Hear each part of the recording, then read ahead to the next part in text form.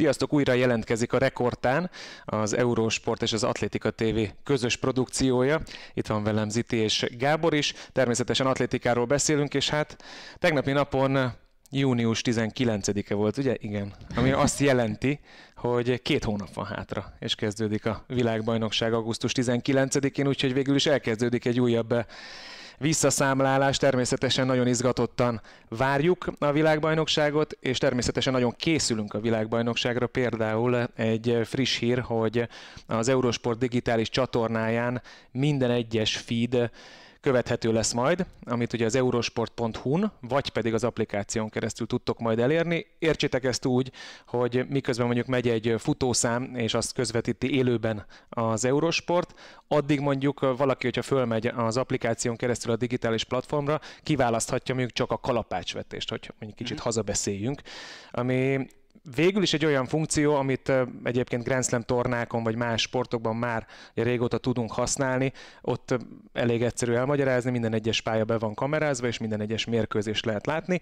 Atlétika nyelvre fordítva, itt pedig minden egyes versenyszámot, úgymond eseményt élőben lehet követni. Tehát, hogyha mondjuk valaki éppen nem akar középhosszú távfutást nézni, hanem van egy családtag, teszem azt, aki mondjuk selejtezőbe indul távolugrásban, mert ilyenre azért bízunk benne, hogy lesz majd esély, akkor rá tud zoomolni erre a versenyszámra, és csak azt tudja követni a digitális platformon. Meg hát a paralel. Ugye Nézed a tévét, és mondjuk esetleg egy táblagépet, mellett. laptopot magad mellé raksz, és akkor ott nézed párhuzamosan vele mondjuk a kalapácsot és távolugrást. Szerintem ez a tökéletes felhasználása, és mindezt egyébként a helyszínen. Ezt szoktad csinálni egyébként? Ezt kivonulni. Ezt szoktad csinálni? Mármint nem a helyszínen, de azért... Nem, ezt onnan tudom, hogy szokták csinálni, mert egyszer volt valami teniszmeccs, még akkor nagyon az elején volt ez az interaktív közvetítés, és még úgy rá nézegettem, hogy mit írnak emberek közvetítés közben, és akkor volt valami nagyon jó történet, és valaki beírta, hogy arra teljesen másról én miért nem beszélek, és én nem értettem, hogy de hát most itt játszik Fucsovics Marci döntőszett tiebreak valami, miért a másik, és akkor le lettem oltva, hogy hát hülye vagyok én, hát ezt így kell csinálni, hogy egyszer nézed a tévét, és mellette a másik. Egyébként különben otthonról ezt el tudom, az atlétika esetében el tudom képzelni. Én ennek aktív használója vagyok, tehát én őrületbe kergetem a családot. Múltkor atlétika ment a tévébe, golfot néztem kisképernyőn, és egyszer csak oldalról kaptam egy ilyen oltást. Egy harmadik sportot nem szeretnél nézni? Azóta gondolkodunk, Vissza kellett volna kérdezni. Hol van még egy képernyő? Van még valamiért? a mobiltelón. Ja, olyat már csináltam egyébként, hogy 2 különböző teniszmeccset közvetítettem egyszer, amikor még nem volt ez a lehetőség, és Marcinak volt pont valami meccse, és az egyiket adtuk a tévébe, és én közben még kvázi ilyen rádiós formában közvetítettem a másikat is. El lehet ezzel birkózni. Abszolút, ki kell próbálni. A másik dolog, amivel készülünk, értelemszerűen ott leszünk mind a hárman a helyszínen majd az atlétikai világbajnokságon. Várjuk az ötleteket is, hogy mivel lehetne még érdekesebbé tenni ezt a több mint egy hetes időszakot, amire készülünk. Értelemszerűen a helyszíni bejelentkezésekkel gondolkozunk, cikkeket is fogunk írni majd a honlapra, kis videós bejátszásokat, minden érdekességről szeretnénk beszámolni, ami történni fog az úgymond versenyszámok és a versenyek mellett. Mixzónából szeretnénk mindenképpen rövid interjúkkal jelentkezni, minél több, hála Istennek azért leszünk kint bőven, úgyhogy szerintem tényleg ez ilyen, legalábbis mi úgy kezeljük, hogy nekünk ez ilyen minden idők eseménye. Hát ez nem kérdés szerintem, de hogyha van bármi ötlet, akkor szívesen várjuk, mert lehet, hogy mi kicsit monofókusszal megyünk neki ennek a hosszú hétnek, és biztos, hogy van olyan ötlet, amit érdemes megfontolni. Előfordulhat még, hogy kitelepülésünk is lesz, tehát hogy lesz ilyen eurosportos sátor. Hűtő. Bármi. Hűtősátor vagy sátor? Mind a kettőre szükség lesz egyébként. Állítólag, ahol ugye bemennek a nézők, az anyjából, ha jól tudom, egy kapu, majd erről mindjárt beszélünk, ahol a nézők jönnek be, és onnan van először ugye egyrészt ugye, ahol a díjátadások történnek minden versenynap előtt, másrészt ott ilyen kvázi szponzori sátrak lesznek, és hogyha minden jól megy jelenállás szerint, akkor ott jelen leszünk mi is. Ott kellenek majd a jópofa ötletek, nem? Kis igen. Program. Ami még a készültséget illeti, átadták a stadiont, és volt egy versenyzőnk a helyszínen. Mesélj az élményről. Igen. Hát én nagy stadionba járó lettem egyébként az utóbbi hetekben, pláne az utolsó héten, mert volt alkalmam ott lenni, amikor kvázi ugye, a nagy közönségnek is átadták, ez szombaton történt meg, és előtte csütörtökön volt egy kicsit zártabb, úgymond a sajtó részére megrendezett ilyen átadás, amikor Sebastian Coe futott egy 400 métert Bírta? pár gyerekekkel. 2 perces volt a 400, szóval így nem szakarta szét magát. Úgyhogy meglepően alacsony egyébként az úriember. Annyit, igen, mondta, hogy hát nem fut. Tehát, hogy, mert utána volt alkalmam beülni, meghallgatni ezt a kicsit zártabb körű ilyen sajtótájékoztatót is, és akkor ott kérdezték, hogy fut-e, sportol-e, és akkor mondta, hogy hát igen, sportol, de nem fut. Tehát, hogy ő minden nap valamit csinál, de hát futni azt nem futott eleget szerintem. Gondolom én is, hogy van benne a kilométer a lábában. A cipője az nagyon menő volt, úgyhogy meg lett mondva ott a gyerekeknek, de szépen fogalmaztam, hogy hát nagyon ne hagyják le. Tehát, hogy egy csoportba menjenek, így volt kiadva az ukáz.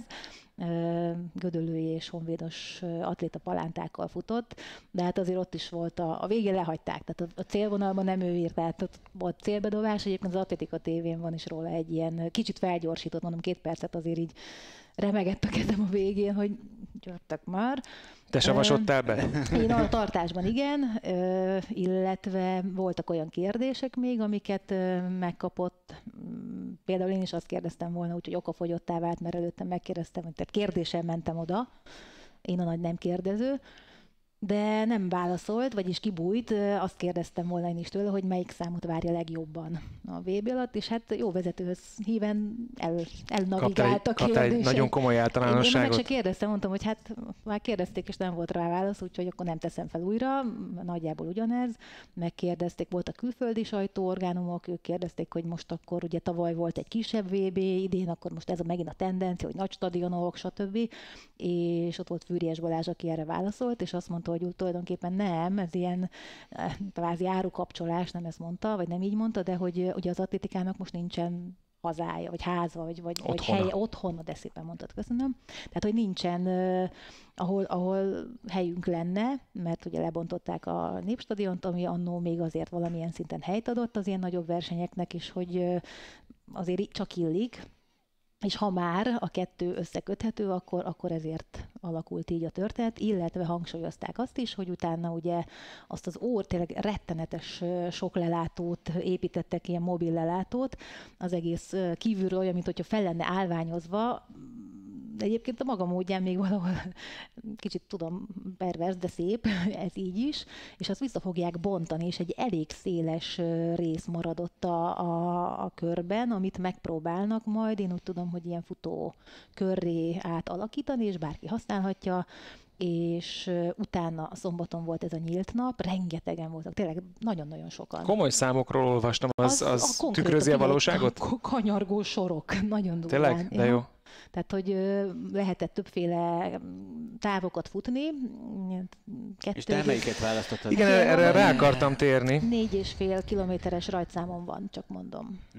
A rajtszámot azt ott kaptam, a 100 méter előtt, amit futottunk. Tehát lehetett, ugye regisztrálni kellett mindenhová, tehát csak úgy engedtek be a küzdőtérre, hogy meg volt mondva, hogy ugye a normál cipőben nem mehettél, csak sportcipőben, hogy a talaj az azért mégiscsak egy... Magas sarkúba gondoltad, hogy debütálsz? Igen, szöges nem mondták, úgyhogy mégis nem vittem, de hogy rengetegen indultak, több etapban indították a futókat is, 9:30 volt, azt hiszem ilyen 4 környékén bezárt végül a történet, a százasok meg folyamat mentek, tehát tényleg... Jó, kerülgeted a forrókását, de mennyi lett az eredmény? Hát nem megy. Hát egy seasons best-tel azért így zártam a dolgot. Egyébként mindenkinek meg lehet keresnie az eredményét a rajtszám alapján a BSI oldalán, és én nagyon várom a fotókat, mert ott azért az úgy szép lesz, és utána be lehetett állni a távolugrásra is, és akkor úgy tudod, megvan az a hát nektek is megvan gondolom az érzés, amikor tényleg baromi meleg volt, sütött majdnem rekordtánt mondtam, eddig de a mondó, és így ott állsz a pálya közepén, és így tényleg így, az a klasszikus atlétika pálya szag, feeling, úgy nagyon elkapott egy kicsit ott a távolugrás előtt, amíg azt a 10 métert így slisszoltam közelebb, mert az első után éreztem, hogy huha. Fejből jöttek az ingerek, de aztán nem ment a láb annyira, nem? a mocsárba, tág, és pedig azt mondták, hogy gyors a mondópálya. Igen, gyors volt, meg is lepett, bár hallottam, mondta a férjem várt, 2 gyerekkel voltunk, ők is mind ugráltak, futottak 100 méter persze, és az úriember, aki ott állt, és hogy mindig meg kellett várni, hát volt, aki tényleg akkor futott, azt se tudta, hogy van, ketten egymás mellett elindultak, és akkor ott így majd lesz valami, tudod, ilyen meglepett pár dolog. Hát én csak egy ilyen sima kihúzatást csináltam, hogy valami mégis legyen, és valami ilyesmit mondott az úriember hátam mögött, amikor aki engedett, hogy hát ez meglepett. Akkor olyan hatással voltál, mint Shelly Fraser-Price a maga jamaikai sulis családi... Lehet, hogy talán nem annyira, nem volt olyan látványos, de... De nem ott várták, hogy leessél ahol. Nem, bár szerintem döngött a talaj így az egész stadion, de szóval igen, ruganyos egyébként a pálya, meglepően ahhoz képest, ahogy én ezt így érzékelni tudtam, és voltak ilyen vezetett stadiontúrák, be lehetett járni, mindenkinek megmutatták, hogy mi hol van, mi hogyan lesz, hol fognak majd a kórumban üldögélni, tehát egy ilyen eléggé megszervezett napot hoztak össze. Akkor beláttál a kulisszák mögé. Nem csak én, aki kiment akkor, és ahogy mondta Gábor, van egy ilyen elég nagy kapu, és azon szépen átsétálsz, de szerintem az 30 méter széles. Olyan, mint egy ilyen, hát ilyen vasúti átjárószerű valami, és akkor azon jössz be, és akkor ott van egy ilyen baromi nagy tér, ami egy kicsit így emelkedik, és ott van így bal oldalon fent a stadion, és ott az a tér, az így van egy gyönyörű, szép füves része. Nem tudom, meddig lesz ebben a melegben ilyen.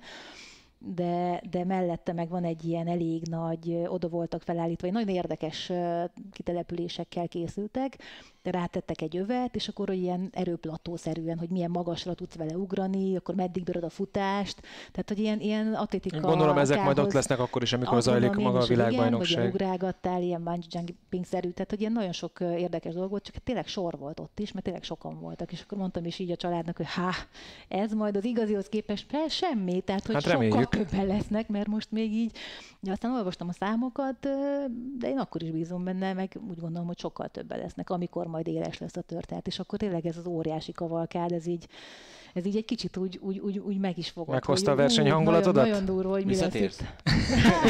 Még így gyorsan. Hát gondolom. Hát szuper, ezek jó hírek egyébként, főleg az, hogy ilyen sokan kilátogattak. Igen.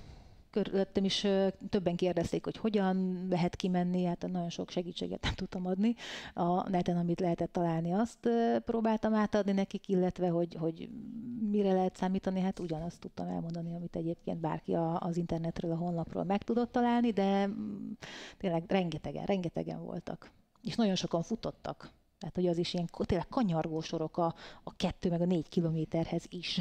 Döbbenet. A 100-ban folyton álltunk a sorban. De tök jól haladt, mert ugye 6-osával engedték az embereket, odaálltál, hát egy kicsit úgy hiányát éreztem, hogy nem lövés volt, hanem ez a síp, ami a rendes futásoknál, a hosszabb távoknál van, hogy ez a kürt, és akkor megvártad, ugye, hát most nálunk a kicsi, ha 3 éves lesz, ő 43 másodperc alatt teljesítette, de a végén hajrázott. Szóval ilyen van, akinek azért kevesebbet kellett várni, mint az utánuk jövőknek, maradjunk annyiban. Hát jó hír az, hogy ilyen jól állnak, és ennyire jó élményt nyújtott. Nem csak a stadion készül, hanem az atléták is. Úgyhogy térjünk át szerintem arra a versenyre, amiről szerintem érdemes beszélni az elmúlt egy hét távlatában. Megrendezték ugyanis az 5. Diamond League állomást, méghozzá a Bislett Games került sorra, ugye Oszlóban, Norvégiában, és hát aki követi az atlétikát, az tisztában van azzal, hogy itt azért az elmúlt években elég komoly fejlődésen ment keresztül, ez elég óvatos fogalmazás a részemről a norvég atlétika, és ennek megfelelően 2 norvég fiatalember kőkeményen lerakta a névjegyét az asztalra, hogyha az idei eredményeket nézzük. Az egyik még magát is meglepte, igen. Bevallása szerint, ugye Karsten Warholm 46-50, mindjárt mondom, ha megtalálom, 46-52 volt a vége, ami ugye jobb idő, mint amit itt futott akkor, amikor ugye 2021-ben világcsúcsot futott ugyanígy a Bislett Games-en. És pontosan ki is tért erre, hogy most azt gondolja ezután a futás után, hogy szó szerint akarok fogalmazni, illetve idézni, hogy akár még idén is elképzelhetőnek tartom a világcsúcs megdöntését. Tehát, hogy azért mekkora eredmény az, amit letett az asztalra a világcsúcs, hogy ugye a tavalyi sérülés hullám után azért tisztában van azzal, hogy lehet, hogy több felkészülésre van szükségem megint, hogy arra a szintre kerüljön, nem lehet csak úgy következő évben újra 46 másodperc alá menni. És ugye azt kell elmondani, amit egyébként én nem tudtam, csak ugye lehetőség van megnézni a BBC közvetítését a YouTube-on, és Steve Cram azért, azt maga is futott egyébként itt Pistol Games-en világcsúcsot, és eléggé otthon van, azt mondja, hogy ez alapvetően egy nem igazán jó pálya. Ez egy régi stadion, egy nagyon-nagyon szép, nagyon régi stadion. Bővítették ugyan 8 pályásra, korábban 6 pályás volt, de hogy nagyon-nagyon éles kanyarjai vannak. És hogy igazából ez a sprintereknek még 400 méterig bezárólag, pláne én azt feltételezem, hogy gátasoknak sem igazán fekszik. Hát különösen ugye azzal a ritmussal, amit nekik pontos lépésszám van gátközökben, tehát egyértelműen befolyásolja az is, hogy szűkebb a kanyar, szét tudja szedni az ember ritmusát az is, és hát értelemszerűen még egy 200-400 zón befolyásoló. Többi versenyszámban nem gondolom, hogy akkor a problémát jelentene, de ez egyértelműen így van. És azon gondolkodom egyébként, hogy ugye lehet nézni róla nagyon szép régi képeket, hogy ugye ott most is voltak olyanok, hogy ott házak között vannak a pálya, tehát vannak, akik az erkélyen kint álltak, és az erkélyre rakták ki a transzparenst, ami Várholmot például támogatták, és közben pezsgőztek, meg vagy fehérboroztak, hogy tudtak élni. De hogy szerintem egy ilyen pályát, aminek ennyire egy ilyen meghatározott területe van, tehát nincs lehetőség bővíteni oldalirányokba, úgy tudsz 6 pályásról 8 pályását tenni, hogy még szűkebb lesz. Tehát tényleg ez egy nagyon nagy eredmény Várholmtól, és ahogy ő mondta, teljesen váratlan is, magát is meglepte vele. Ingebrigtsen mondjuk annyira nem lepte meg magát. Annyira nem. Komoly futás volt 1500-on. Hát egyrészt az Európa csúcs, de mondjuk azt azért a 2 mérföldes világcsúcs után azért lehetett borítékolni szerintem. Tehát gondolkodtam is, hogy nem szoktam fogadni, de erre azért lehetett volna, hogy itt legalább egy Európa csúcs lesz. Világcsúcstól azért még messze van, de még mindig 2 másodperc hiányzik majdnem Hicham El Guerrouj világcsúcsához. De az igazán döbbenetes az volt, hogy és ugye az összes ilyen középhosszú távfutásban nem is annyira a világcsúcsok a döbbenetesek, hanem a tömeg mögötte, ami van. Mert sokat olvastam most a hétvégén, majd ma kedden, akkor ha valaki később hallgatja, akkor kedden írtam erről a szokásos ilyen heti kis gondolataimat, és ott az erről is szól, hogy ez is benne van, hogy tényleg a nagyon-nagyon nagy mezőny, akik mögé kerülnek. Ugye már a Firenze Diamond League-en is volt, hogy 13-an futottak 5000 méteren 13 percen belül, és csak azért nem 14-en, mert kézzétek el, egy svéd srácot 300 méterrel a vége előtt föllöktek. Egy svéd kerülhetett volna 13 percen belül fog futni szerintem heteken belül, de azért az micsoda? Azt én napokig azon gondolkodtam, hogy neki azért ott voltál 300-zal a vége előtt, tuti volt a 14 percen belül idő, ha bekocogott volna akkor is, vagy valami, és föllökték, megtaposták, amit akarsz, minden volt.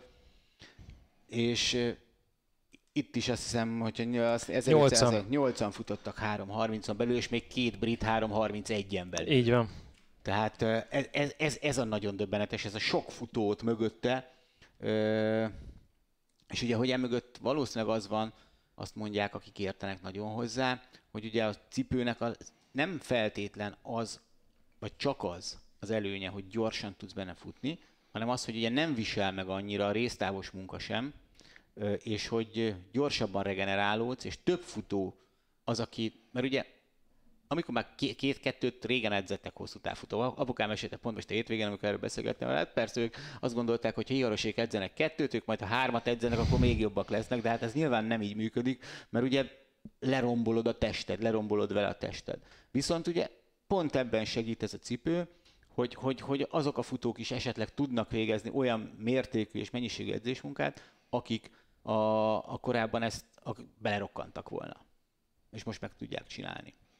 Érdekes, hogy ezt a regenerációt mondod, mert ugye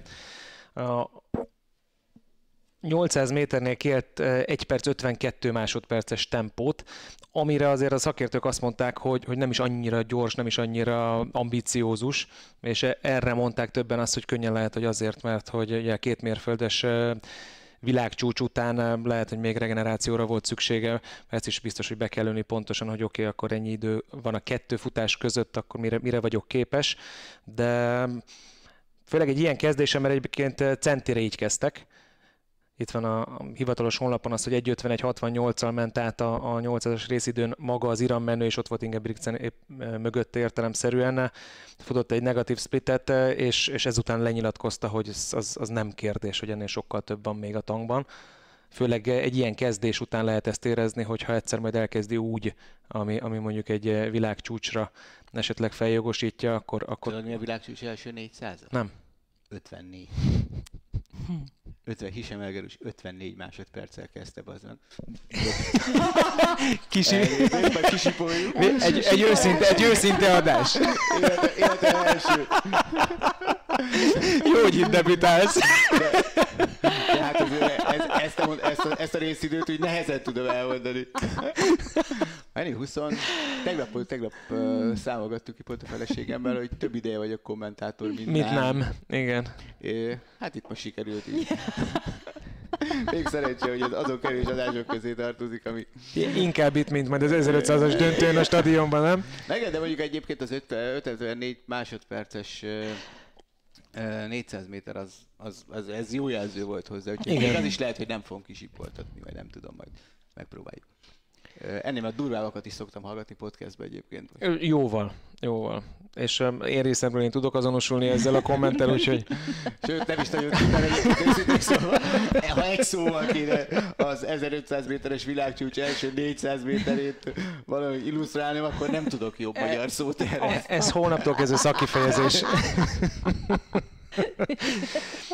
Szóval ennyit az 1500 méterről, de azért voltak itt még jó futások. Például, hogyha mondjuk megyünk egyből a rövidebb futással, 200 méteren Erriyon Knighton, aki azért egyértelműen egy VB címre is esélyes atléta, 1977-tel nem más, mint Usain Boltnak a versenycsúcsát javította meg. Többiek jó messze voltak tőle, de ő neki azért azt gondolom, hogy jelen állás szerint 1-2 kihívója van. Illetve ő az egyik kihívója Noah Lyles-nak, szerintem ez most a rendes papírforma, de ebben a magasságban, vagy ezen a szinten tényleg csak páran mozognak. És azt megvan, hogy ugye Usain Boltnak az egy eredménye volt, vagy nem tudom, vagy még egy eredménye volt a junior világranglistán az első 10-ben, és most mind a 10 már Knightoné. Tehát, hogy kiszorította végleg. Az legjobb 10 junior eredmény. Top 10 junior eredmény. Top 10 junior eredmény innentől kezdve Knightoné. 9 volt az ő és 1 volt Bolté. Szerintem nem ez a pálya csúcs, mert ez későbbi, de a legjobb 10 junior eredmény már Knightoné. 2004-es születésű. Értelmezhetetlen. Tényleg, hát és főleg azért, mert mióta beszélünk róla, tehát mióta van ott a férfiak között. Mert oké, persze a junior csúcsot is értelemszerűen felkapta a világ, mégiscsak Usain Boltnak a junior világcsúcsát döntötte meg, de hát már a felnőttek között is egy nagyon stabil élversenyző. Aminek én személy szerint nagyon örülök, az a 400 méter, és Wout van Niekerknek a 44-38-as időeredménye az fene tudja, hogy az most neki pontosan mit jelent, de az, hogy mondjuk nyert egy gyémántligán 400 métert. Tavaly nem is indult. Egyen se. Tehát egyértelműen lépeget előre, ez most már nem kérdés, és egyértelműen felmerül az, hogy vajon lesz egy harmadik világbajnoki címe. Ha valakinek drukkolok, tehát ő az egyik egyértelműen, mert megjárta a hadak útját, és ilyenkor én azért szerettem az ilyen visszatéréseket. Ha már itt az, aminek nagyon örülünk, rovatnál vagyunk, női 100 métert is hozzuk elő, majd nyilván beszélsz mindjárt már is azért alulról, de hogy Anthony Strong lett a második 10-92-vel. Az milyen sztori? Tehát azt hiszem 2010-ben Barcelonában rendezték meg a junior VB-t. És az lehet? Lehet. Igen, úgy emlékszem, és akkor döbbentünk rá erre a futó stílusra, annyira nyers volt, annyira természetes volt, és igazság szerint jó formán azóta várjuk, hogy valami nagyot villanjon a felnőttek között. És én már gyakorlatilag teljesen eltemettem. Egyszer volt, amikor néhányszor láttuk, minden közvetítésben emlékszem, nagyon nagy kedvence lett Anthony Strong mind a hármunknak, úgyhogy ezért is figyeljük azóta. Hát és minden egyes felnőtt futásán tényleg éveken keresztül azt vártuk, hogy na most akkor, tehát jönnie kell az eredménynek, és nem jött. És azt láttuk futni, és akkor, hogy jó, akkor akivel most dolgozik, azt azonnal tiltsák el minden nemű atlétikával való foglalatosságtól. Tehát tényleg egy ilyen nagyon rossz irányba vitték el. Már nyoma nem volt az elmúlt években annak a nagyon nyers, de nagyon szép futó stílusnak. És tényleg én eltemettem teljesen. És itt megverte Shericka Jacksont. Pontosan, megverte Dean Asher-Smith-t, azért az sem kis kalp, egy olyan futásban, ahol mind a kettő 11 másodpercen belül futott. Ugye már José Talú azzal a 10.75-tel az idei leggyorsabb eredményt tette le az asztalra egyébként. És Marianne Jones versenycsúcsát döntötte meg. Meg azt akartam még hozzátenni, hogy ugye azzal kezdték, hogy meglepően meleg volt Oszlóban. Tehát, hogy azért a sprint számoknál ez enyhén szóval is hozzátett, hogy dőltek a csúcsok. Most egy 15 fokban nehezebben pontosan futnak jól a 100-as, tehát azért ez nem a sprinterek Mekkája volt. Nem. Úgyhogy szerintem ez így minden összejátszott, hogy effektíve több olyan eredmény is született a rövidebb távokon, amik elsöpörték a korábbi csúcsokat. Igen, valami meglepő módon ugye Norvégiában volt az elmúlt héten meleg, és Dél-Európában hideg, de ebből itt most jól jöttek ki az atléták. Miről beszélünk még itt? A 5000 méter azért szerintem az egy olyan versenyszám, ami mindenképpen érdemes. Ott is azért szépen szórták a 13 percen belülieket. Hát meg az, hogy 12:41:73-mal ki lehetett kapni. 3000-del. 3000-del. Ugye Jakob Kiplimo nekem óriási favoritom a VB-re 10.000 méterre, ő mezőnyfutó világbajnok. Itt futottak 12:41-et ketten az etióp Kejelcsával. Bevallom őszintén, általában el szoktam találni a győztest, itt ezt benéztem. Én azt hittem, hogy... De nem csak én. 3000-et be lehet nézni azért. Igen. Ezt Steve Kramék is benézték. Ők is hitetlenkedtek, hogy nyertek egy Kejelcsa. De ugye egészen az elmúlt pár évben ugye ennek az picit eltolt, ugye egy kezet előre tolsz, hogy még előrébb legyen a vállal. Igen, ez a klasszikus mellbedobást ugye már gyakorlatilag átvette. Csalod a mellsíkot egyébként. Igen.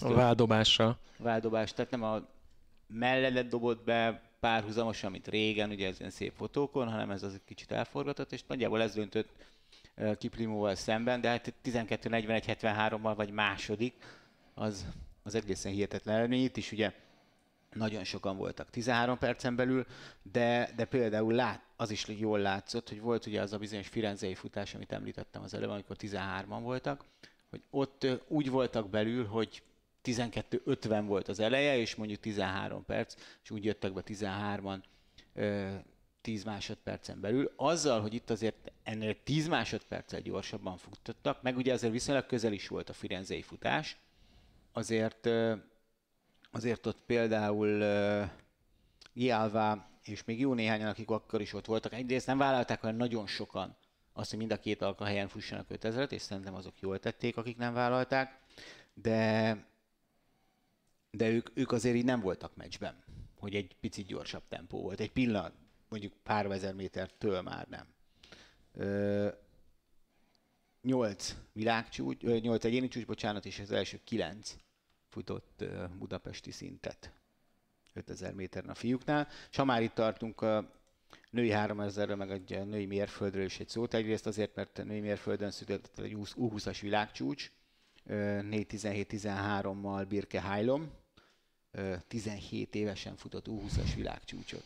Azért az sem akármi. És 3000 méteren pedig Beatrice Csebet, aki a mezőnyfutó világbajnoknő, ő volt az, aki besöpörte azt a mezőnyfutó világbajnokságot, ahol ugye Gidi rosszul lett a végén, és végül aztán ki is zárták, ugye elesett egy pár méterrel a cél előtt, aztán felsegítették, és Csebet lett a világbajnoknő.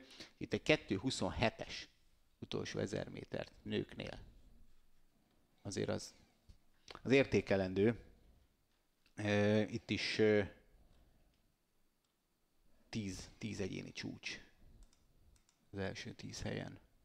Szóval elég jól beszélek, elég jól futottak. Ziti, beszélj picikét szerintem viszont női hármasról, mert az érdekesnek volt nekem. Hát szerintem valamilyen szinten az összes ügyességi szám egy kicsit borította a papírformát, hogyha végig kapirgáljuk az összeset. Abból a szempontból mondjuk a hármas nem, hogy Jolimar Rojas nyert, de nem sokkal. Tehát, hogy ő neki nem, ugye megnéztem az ugrásait, neki az első szokott olyan bődületesen nagy lenni, és ahhoz a középső ugrása az, már ugye az első ugrás a hármas ugrásnál, középső az olyan aránylag kicsi, és utána megint egy egészen nagy. Most nem tűnt olyan nagynak az első, tehát nem volt akkor a különbség, és pontosan az a majdnem egy méteres, fél méteres első ugrásbeli hiány, az meg is látszott, hogy 15 méter alatt maradt, és egy kubai majdnem megcsípte. Tehát, hogyha csak az érvényes, mert a 2,1-es volt a hátszele egyébként a 14,91-nél, és 14,86-ot ugrott csak érvényes szélben, és hogyha azt néztük volna, akkor második lett volna, mert a kubai Leyanis Perez 14,87-tel megverte volna, ő volt a második, és Marina Beck pedig 14,75-tel az európai legjobb eredménnyel a harmadik. A többiek azért nagyon le voltak, ilyen 40 centivel maradva, úgyhogy 14 környékén voltak. Tehát nekem az egy picit, hát nem csalódás, csak furcsa volt, hogy nem annyira nincs még olyan formában. Tehát ők is azért tolták az szezonkezdést. Pontosan, tehát ott volt egy olyan kéthetes betegség, ami valószínűleg még várat magára a csúcsforma. Ennek a hozománya ez. Ugyanezt szerintem el lehet mondani a férfi rúdról, ahol mondjuk 6 méter felett nyert Duplantis, de hát azért küzdött ő is. Nem ugrott jól. Tehát nem úgy szállt át a 6 méteren, meg a többi ugrásával sem úgy bűvészkedett, ahogyan azt megszokhattuk tőle, hogy könnyedén pikpak, úgyhogy... Ő a rudakról beszélt, azt mondta, hogy nem olyan volt, igen, próbálgat szerintem. Valószínűleg, mert ezért furcsa az, hogy hirtelen meglep, amikor átváltasz mondjuk a 6 méter fölött egy másik rúdra. De azt mondta, hogy puhább volt, mint amire számított. Ez ment le a nyilatkozatba, ezért gondolom, azt nincsen pontos információnk ilyenkor, hogy próbálgat. Lehet, hogy valamit trükkösködik. Volt egy rontása 5.91-en, és ennek következtében ugye úgy ugrott a 6.01-re, hogy Nielsen-t korábban át kellett ugrania, mint Nielsen, ha nem ugrotta volna át a 6.01-et, akkor kikapott volna, ami azt hiszem az elmúlt 3 évben 3-szor fordult elő összesen vele, hogy nem ő nyert volna, de itt aztán végül megoldotta. Aztán ugrott még season bestre, ugye? Tehát 6.12-re talán, hogyha jól rémlik. 11-re vagy 12-re ugrott. Igen, az pedig nem jött össze. Igen. Tehát ő nekik mégis a győzelem meglett, és utána jönnek azok például a női súlylökésben, Csézi Ili 4. helyen zárt. Tehát, hogy azt szerintem egy elég komoly meglepetés. Igaz, hogy 10 centivel maradt le az első helyezettől, tehát az első 4 az azért az is durva, hogy 20 méter magasságában kb. Ott így 10 centin belül osztják el az első 4 helyet. Sarah Mitton egy kanadai nyert egyébként, és ha már ugye megyünk tovább, akkor...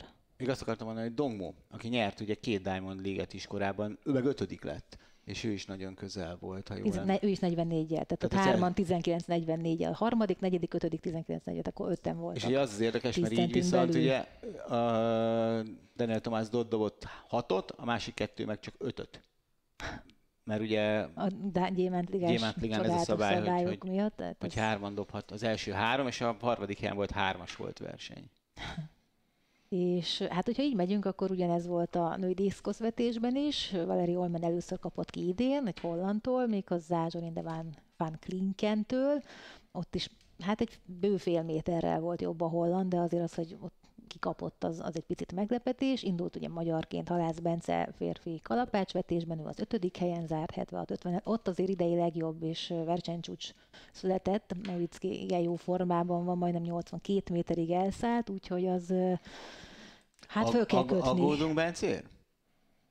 Hát kérdés volt. Én bízom benne, hogy tudja, mit csinál, és még messze van 2 hónap, 60 nap, tehát hogy tényleg, ha azt veszük, akkor pont 2 hónap múlva majdnem, ugye neki talán azt hiszem szombaton van a selejtező, és vasárnap délután van az első vasárnap délutánján a férfi kalapácsvetés döntője 20-án. Tehát, hát, hogyha egy hónap múlva állna ilyen eredményekkel, akkor már lehet, hogy el kéne kezdeni aggódni. Én most még azt mondom, hogy még ráérünk. Tehát, hogy csak már Nowitzki 82 méternél áll. Hát meglátjuk, hogy ő erre mit pakol rá. Igen. Mert azért azt a bizonyos csúcsformát, azt szerintem a Bence nem ide, hanem Hát az nyilván és mint ahogy mindenki. Azt gondolom, hogy mindenki oda tervezi. Kérdés, hogy hogyan sikerül ezt megvalósítaniuk, mert az megint egy másik történet lesz majd. És akkor a férfi távol, ami még kimarad, de sehogy sem találom hirtelen. Ehammer nyert, ráadásul Tentoglou csak a harmadik lett, tehát hogy ott is majdnem egy 10 centivel voltak nála jobbak. Ez egy picit csak azért lepett meg, mert hogy a többiek voltak nagyon jók. Ehammer ugye 8.32-vel nyert, majd hazament és 10 próbázott a svájci bajnokságon, 8400 valahány pont. Ami azért nekem viszont azt mondaná, hogy én úgy tudom, hogy azt bejelentette már, hogy nem fog duplázni a VB-n, tehát vagy ez, vagy az. Hát ez alapján nem vagyok biztos, hogy a 10 próbát érdemes erőltetnie. Igen, én is azt gondolom, hogy én most így ezek alapján tudja a távolugrást választani. Egyrészt érdekes, Zsivocka Attilával csináltam ilyen nagyobb beszélgetést, amit az Atlétika TV honlapján meg lehet találni. Ő mondta, hogy igen, mikor megkérdeztem erről, hogy mit szól hozzá, hogy van, aki ugye ebben-abban nagyon jó, mint például ő távolugrásban, és annyit mondott, hogy hát azt a plusz melót, amit ebbe ő beletesz, hogy ennyivel jobb legyen, ha abban a számaiba tenné bele, amiben kvázi gyengébb, akkor a 10 próbához sokkal többet tudna hozzátenni, mint amennyit itt nyer, hogy távolban ennyivel jobb, kivéve, hogyha esetleg váltani fog egyéni számra, és abból marad a távolugrás. Tehát akkor nyilván érthető, hogy miért erőlteti. Neki azért azt hiszem talán a gereje meg a rúd az, ami egy kicsit így gyengébb a rúd az nagyon. A technikai számok közül. De hát, hogyha valaki egy 8.30 meg 8.40-es távolugró, akkor hát most csúnya dolgot fogok mondani, de anyagilag sem biztos, hogy megéri a 10 próbát választani, edzésügyileg meg biztos, hogy nem. 8.15-öt ugrott a svájci bajnokságon, ugye távolban. És ez az se rossz azért, a baj, igen, 8 hát méter feletti 10 próba eredmény, az azért hát nem sűrűn történik. És szerintem itt legalábbis amit idén látunk tőlem, és amilyen a 10 próba mezőny, több esély mutatkozik egy világbajnoki címre. Hát egyrészt, másrészt meg ő neki azért az nagy előny, hogy ugye több próbázóként az első 3 sorozatból jót kell ugrania, és azért az a selejtezőben is óriási előny, hogy neki takra meg kellett azt oldani, míg a többieknek azért egy normál versenyen általában van 6 ugrásuk, akik egyéni számból készülnek egyéni számra nyilván, de hogy neki azért ebből, már látunk már olyat, hogy azt hiszem Karolina Klüft volt az, aki próbált váltani annó még az ő korában távolra, de valahogy úgy nem, tehát hogy jó, mondjuk ő azért klasszisokkal más kategória volt, nem megsérteni akkor, amit Ehammer, de hogy azért, tehát az ő 7 próba eredményeit nem felettették a távol eredményei, és akkor finom voltam szerintem.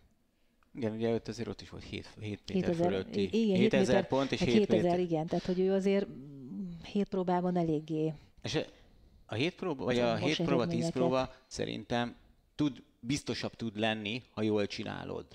Szerintem, hogyha egy jó állapotban vagy, és kimagaslasz a mezőnyből, akkor talán biztosabban tudod hozni, mint Klüft esetében.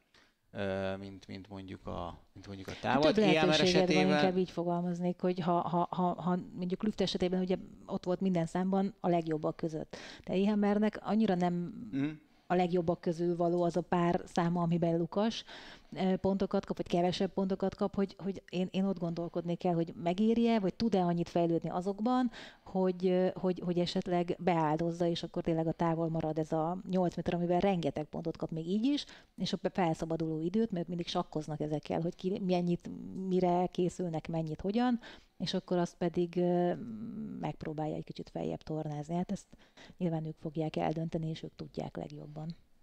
Ami szerintem visszatérve a Bislett Games-re még említésre méltó, az Femke Bolnak a futása.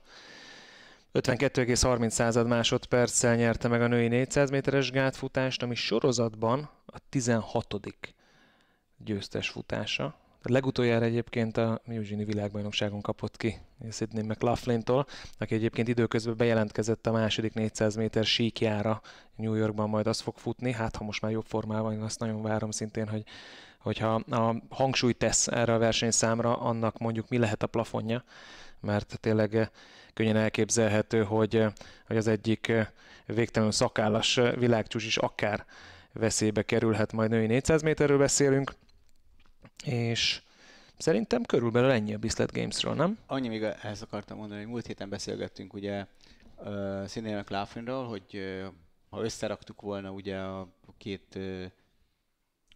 200 métert, akkor sem jött volna ki belőle a világcsúcs, és azóta megtudtam, hogy Maritakov 22-3-mal kezdte a 47-60-nál a 400 méter, tehát egy 3/10 másodpercet McLaughlinnak az első 200 méteren is javulnia kellene, ahol egyébként pedig úgy tűnt már Párizsban is, hogy fut, mint az ördög. És az úgy is volt. és ennél 3,5 másodpercet kellene az első 200-on javulnia ahhoz, hogy szóba kerüljön. Nem tudom, szkeptikus vagyok. Én is azt gondoltam a szezon elején, hogy képes lehet rá, de az így most nézve ezeket a részidőket nem látom.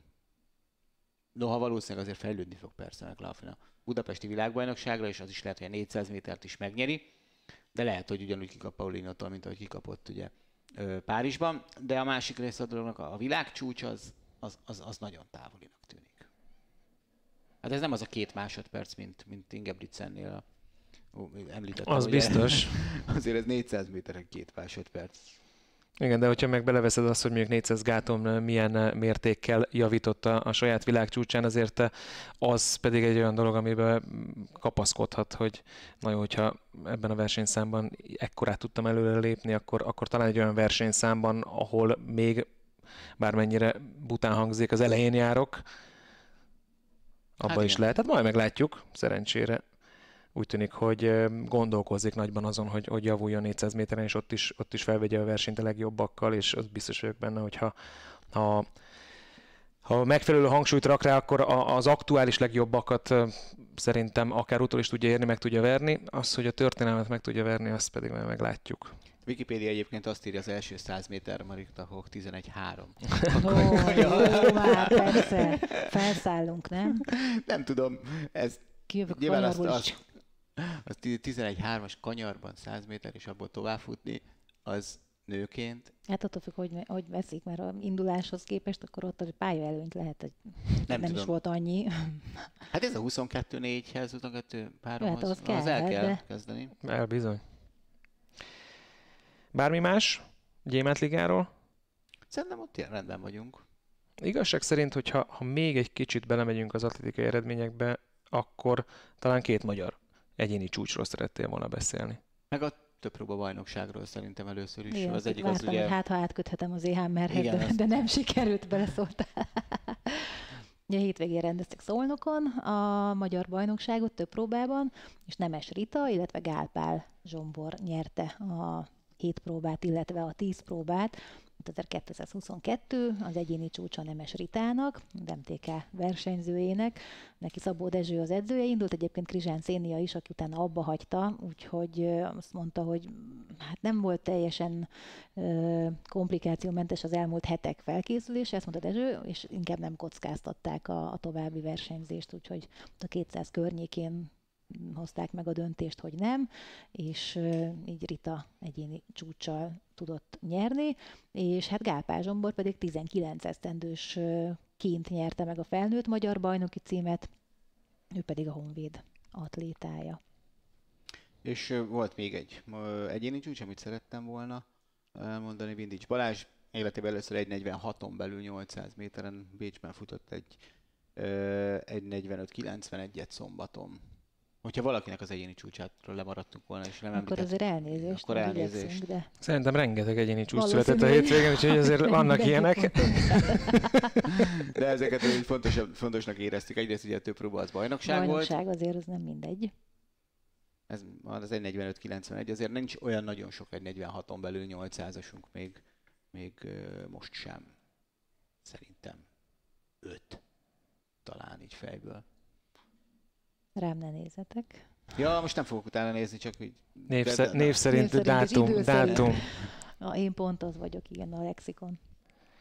Hát jó, akkor szerintem zárhatjuk a mai dolgokat és beszélgetést, értelemszerűen jövő héten jövünk vissza, és ami nagyon fontos, hogy állunk egyébként feliratkozásban, mert legutóbb, amikor beszéltünk, akkor 1990... 2000-et meghaladtuk. Meghaladtuk? Megütöttük a 2000-et. Na. Meg. És pont erről akartam beszélni, hogyha még nem iratkoztatok fel, vagy tudtok olyan barátról, családtagról, aki szereti az atlétikát, és esetleg talán érdeklődést mutatna a tevékenységünk iránt, akkor szóljatok neki, és bővítsük ezt a közösséget. Természetesen az a célunk, hogy minél többen élvezzétek az atlétikát, és ennek érdekében egy kis segítséget is tudtok adni, vagy azzal, hogy egész egyszerűen csak feliratkoztok, növekszik a követőtábor. Különböző platformokon, ugye ott vagyunk YouTube-on értelemszerűen, ahol egyébként az Atlétika TV aktuális közvetítési jogait szoktuk kihasználni és közvetíteni az egynapos versenyeket.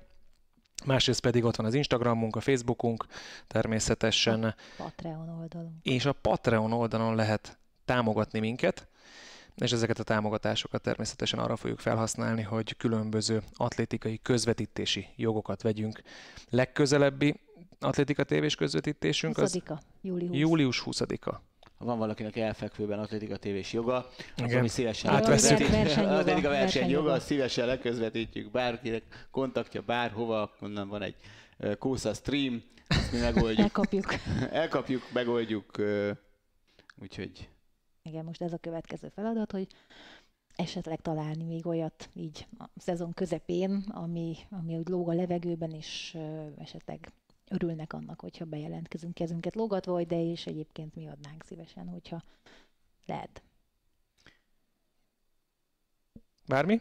Megnéztem közben az 1.46-on belüli futókat. Kazi Tamás 1.45.73, Korányi Balázs 1.45.39, Huller Dániel 4.45.53, nekik ugye van még több futásuk. Parócé András 1.45.91, mint ahogy Vindics Balázs is.